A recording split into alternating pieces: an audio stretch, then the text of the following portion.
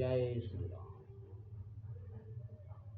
ओम वक्रतुंड महाकाय सूर्यकोटि समप्रभा निर्विघ्नं कुरु मे देव सर्वकार्येषु सर्वदा। राम कीन्ह चाहि सोई होई, करे अन्यथा अस नहीं कोई।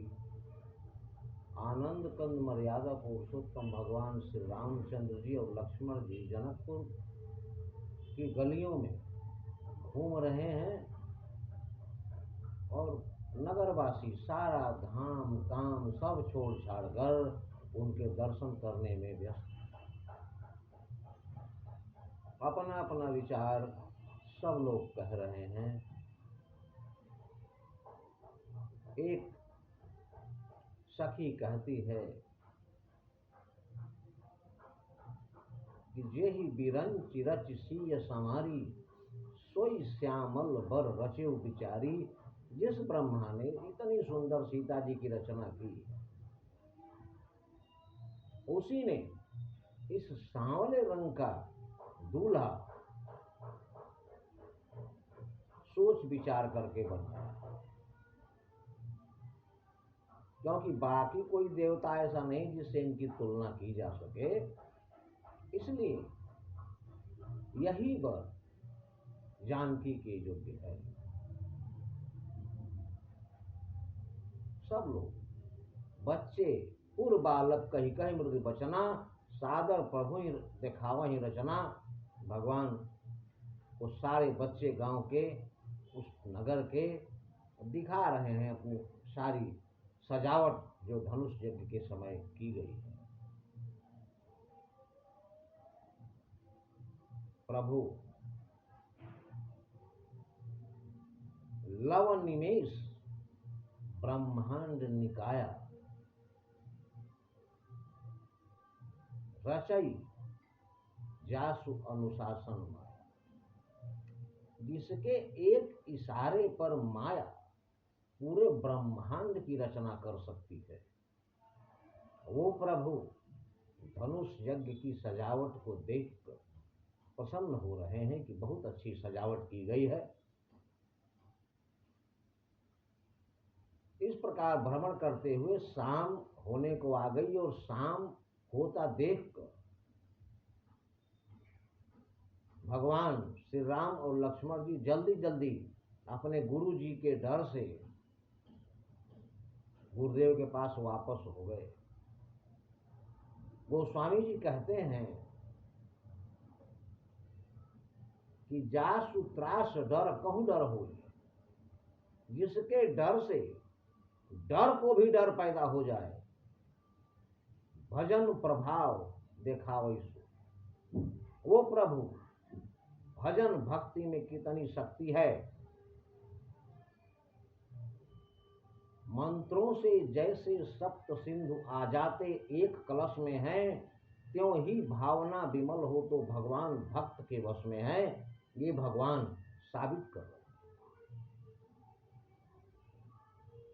भगवान कह रहे हैं कि हमें गुरुदेव के पास वापस जाना चाहिए, बहुत विलंब हो गया है। गुरुदेव से इतना भय है, जिनके डर से डर को भी डर पैदा हो जाए, वो प्रभु गुरुदेव ऋषि विश्वामित्र के भय से जल्दी जल्दी वापस आए।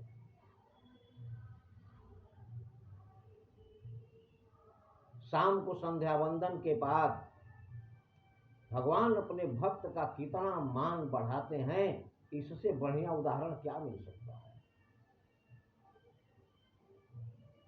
शाम को संध्या वंदन भोजन के बाद जब गुरुदेव शयन किए,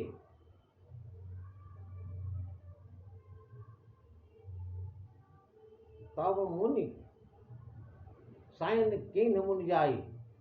तब ऋषि विश्वामित्र जाकर शयन किए और लगे चरण चापन दो भाई। और उसके बाद भगवान श्री राम, भगवान नारायण के अवतार हैं, त्रिलोक स्वामी हैं, लेकिन अपने भक्त की महिमा को बढ़ाने के लिए उसका महत्व, उसका मान बढ़ाने के लिए भगवान स्वयं भ्राता लक्ष्मण के साथ ऋषि विश्वामित्र के दोनों पैर दबा रहे हैं। लगे चरण चापन दो भाई, दोनों भाई ऋषि विश्वामित्र के चरण दबा रहे हैं। इससे बड़ा सौभाग्यशाली संसार में क्या पुण्य लोक में कोई नहीं होगा जिसकी सेवा भगवान स्वयं कर रहे हैं।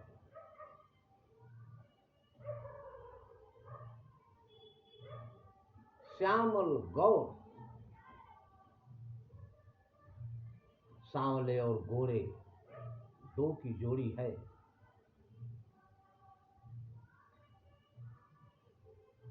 और इनकी महिमा, इनकी सुंदरता, इनका महान व्यक्तित्व कहने के लिए गोस्वामी जी कहते हैं, गिरा अनयन,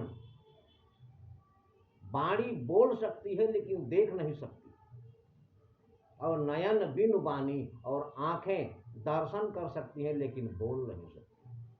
तो उस वक्त का, उस समय का, उस शोभा का वर्णन कैसे किया जा सकता है? अर्थात अकथनीय है वह शोभा का वर्णन, क्योंकि जिसने देखा वो कह नहीं सकता। आंखें देखी लेकिन बोल नहीं सकती, और जो बोल सकती है वो देखी नहीं। और भगवान श्री राम और लक्ष्मण जी दोनों चरण दबाते दबाते जब ऋषि विश्वामित्र नींद में हो जाते हैं, अर्थात सो जाते हैं, उसके बाद दोनों भाई उठकर जाते हैं। और जब भगवान श्री राम शयन करते हैं तब लक्ष्मण जी भगवान श्री राम का पैर दबाना शुरू करते, और पैर दबाते दबाते लक्ष्मण जी भगवान श्री राम का पैर अपने गोद में लिए हुए ही सो जाते हैं। और जब भोर में मुर्गे की आवाज आती है, रामायण में मुर्गे की चर्चा है, मुर्गे का वर्णन है। उठे लखन निश विगत सुनी, अरुण शिखा धुनि कान। लक्ष्मण जी सबसे बाद में सोए लेकिन जग गए सबसे पहले। अरुण शिखा, जिसकी शिखा लाल हो, अर्थात मुर्गा। धुनि, अरुण शिखा धुनि कान।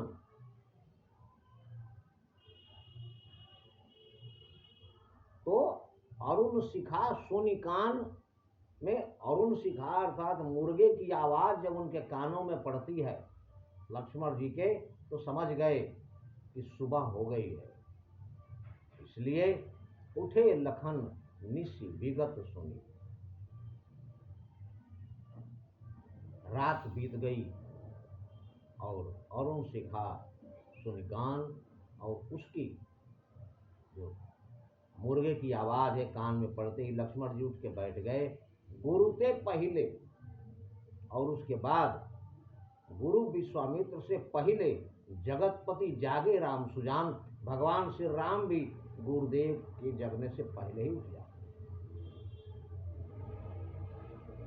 और उसके बाद दोनों भाई गुरुदेव के जगने के बाद उनसे आज्ञा लेकर और लेन प्रसून चले दो भाई, और गुरुदेव की पूजा के लिए पुष्प लेने महाराज जनक की पुष्प वाटिका में पुष्प लेने के लिए पुष्प वाटिका की ओर चल पड़ते हैं। और पुष्प वाटिका में पहुंचकर क्या घटना घटती है ये अगले वीडियो में। लेकिन ध्यान रहे, नहीं कली कर्म न भगति विवेकु, राम नाम अवलंबन एकु। जय श्री राम।